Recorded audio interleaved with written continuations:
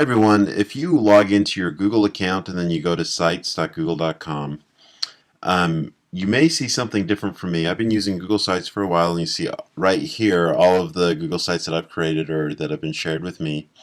And if you log in, you might see something different because now Google is phasing out the old Google Sites and having new Google Sites. So you'll see that I have the option to either create from the old Google Sites or new Google Sites. You may see something different because if you're new to Google Sites, you may not have the option to create an old Google site. I'm not entirely sure. Um, but why that's important is that a lot of the tutorials that we've made for the course have been created under the old Google Sites. And there are actually some functionalities in the old Google Sites that didn't carry over with the new Google Sites. So we've already created tutorials for the old Google Sites, and I just want to show you, if you decide to create a new Google Sites, what that looks like. So now when you click on Create, it'll ask you, do you want to create it in the classic or the new? I'm just going to click on the new. And then you'll see it's taking me right to my Google site. So the first thing I want to do is give it a name. This is my test site, or whatever you want to do. And then you can publish that, so then it goes on the web. And when you hit publish, it's going to ask, what URL do you want? Now if I typed in, this is my test site, you'll see that, well, that's a great address. It's already been taken. So maybe what I want to do is my test site 44. Well, that isn't. So you can kind of play around with that to get it the name that you like. You can try your own name, and then you can hit publish. And now that you're here, you can see this is your title page. This is what they're going to see on all the pages. So I'm just going to change it to my name, and then you'll see that, look, I can change the image here if I want to. So I can play around with the style, with the colors, which can be nice. I can go back to the header type, so I can do a large banner, or I can just do title only. So you can kind of play around with that style, but this will always be there. And then you can start playing with your home page. I can add a text box, so then I can say this is my home page. I can also add an image if I like. So I can go from my albums, and there's a picture, so I'll just go ahead and use that. And the nice thing about this that you couldn't do in the previous Google Sites is I can change the size of my image quite easily. And then I can even change, if you see here, I can change the background color if I want to for that section.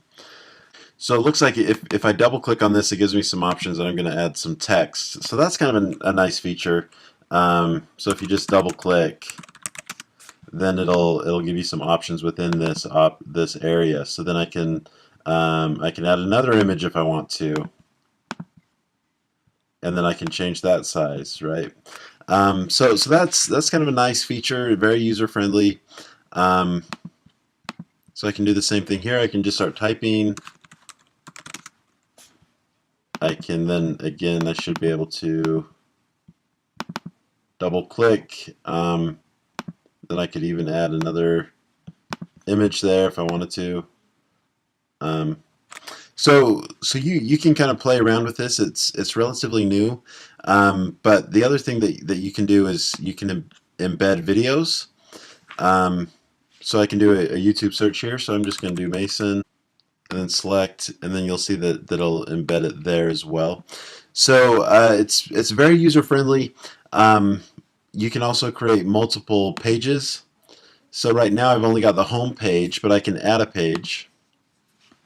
I'll just call it page 1. Done.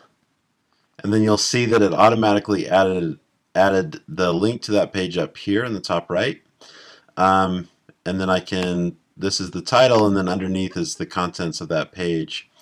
Looks like I can come here and change the theme as well if I wanted to do that. So there's lots of things that you can do. You just can't do as much as you could do in the old Google Sites.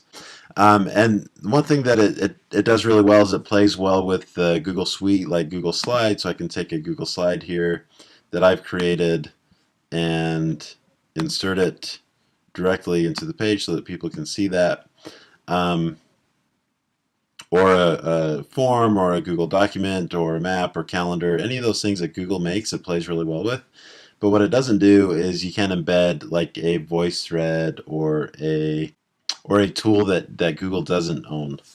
A lot of times when you try to embed it, then it'll just embed an image there. So that's kind of an issue.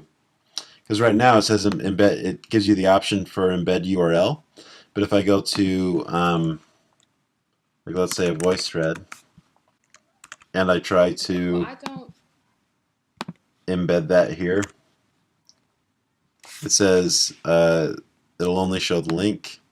So that's a problem. I can't embed it. So again, that's a major limitation. And the other limitation is that you're really constrained on your navigation. Now I can, if I go up to here to my navigation, I hit this gear, I can do a side navigation, which is nice, have that option, but I can't have sub pages, if that makes sense. So there's only one level of navigation on all of them. If I want to publish any changes, I can publish it there, and then I can view my site so that people can see what it looks like. Obviously, this is not a very good site, but then the navigation is over here, so if they clicked on that, then they can go to page 1 if they wanted to, and there's things there that they can do.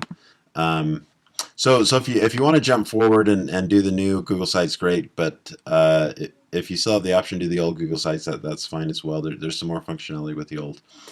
So hopefully this was helpful. If you have any questions, let me know.